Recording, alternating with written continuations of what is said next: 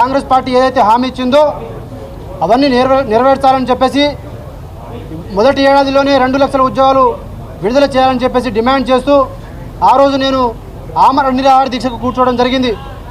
సరే 9 రోజులు కూర్చున్నాం, ఆరోగ్య పరిస్థితి బాగలేదు. తర్వాత ప్రభుత్వమైనా కదిలి మాకు నోటిఫికేషన్ విడుదల చేస్తుందేమో అని చెప్పేసి మేము స్వచ్ఛందంగా విరమించడం జరిగింది.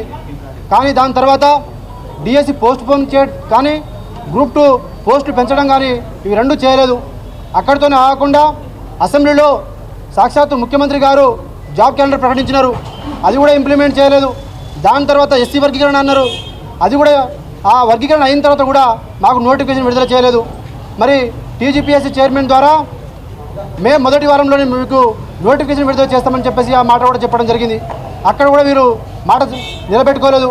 దీనికి నిరసనగా మేము ర్యాలీలు, ధర్నాలు, ముట్టడిలు, నిరసన కార్యక్రమాలు, ఇంద్రపార్క్ దగ్గర ధర్నాలు కూడా, మహాధర్నాలు కూడా మేము చేయడం జరిగింది.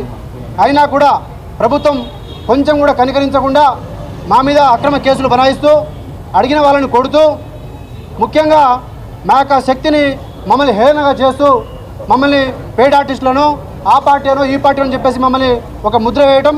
అసలు అంతకు మించి బాధాకరమైన విషయం ఏంటంటే మాకు ఉద్యోగాలు ఎక్కువైనాయి, మాకు నోటిఫికేషన్ వద్దు అని చెప్పేసి మేము రోడ్డు మీద వచ్చినామని చెప్పేసి మమ్మల్ని హేళన చేస్తూ మాట్లాడినటువంటి ప్రతి మాటని మేము ఖండిస్తూ ఒక కార్యాచరణ పూనుకున్నాం. ఎందుకంటే ముళ్ళును ముళ్ళుతోనే తీయాలి అని చెప్పేసి నిర్ణయించుకున్నాం.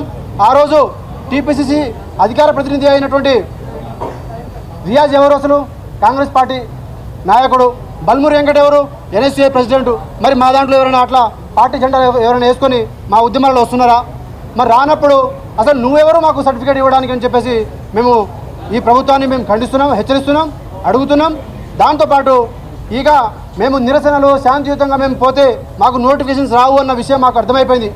ఇక ఈ ప్రభుత్వంతో తాడో పేడో తేల్చుకోవాలని చెప్పేసి నిర్ణయించుకొని హలో నిరుద్యోగి చలో సెక్రటేరియట్ అనే ముట్టడి కార్యక్రమాన్ని, హలో నిరుద్యోగి చలో సెక్రటేరియట్ అనే ముట్టడి అనే కార్యక్రమాన్ని జూలై 4వ తారీఖున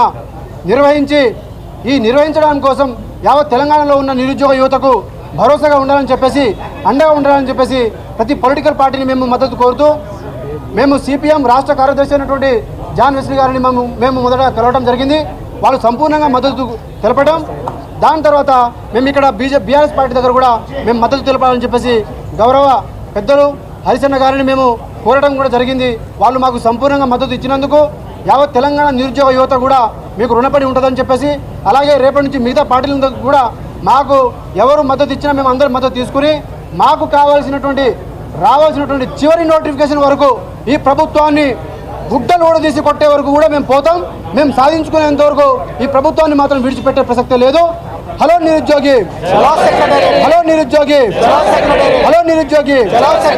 ఒకవేళ ఈ ఉద్యోగాలు కనుక ఇవ్వకపోతే కాంగ్రెస్ పార్టీ హటావో దేశ్ బచావో, కాంగ్రెస్ పార్టీ హటావో దేశ్ బచావో, కాంగ్రెస్ పార్టీ హటావో దేశ్ బచావో అనే నినాదాన్ని కూడా ఢిల్లీ నడి బొడ్డున కూడా ఈ రాహుల్ గాంధీని, ఈ ప్రియాంక గాంధీని వీళ్ళు ఏదైతే మాకు యూత్ డిక్లరేషన్లో ఇచ్చిన మాటని మాకు నిలబెట్టుకున్నందుకు వాళ్ళని రాష్ట్రంలోనే కాదు దేశంలో కూడా వాళ్ళని ఎండగొడతాం. వాళ్ళని ఇంకోసారి ఈ నిరుద్యోగులను ఉపయోగించుకొని బీహార్లో కావచ్చు, తమిళనాడులో కావచ్చు, ఉత్తరప్రదేశ్లో కావచ్చు మీరు నీతి సూక్తులు చెప్తే మాత్రం మీకు తగిన రీతిలో బుద్ధి చెప్తామని చెప్పేసి ఈ సందర్భంగా హెచ్చరిస్తా ఉన్నా.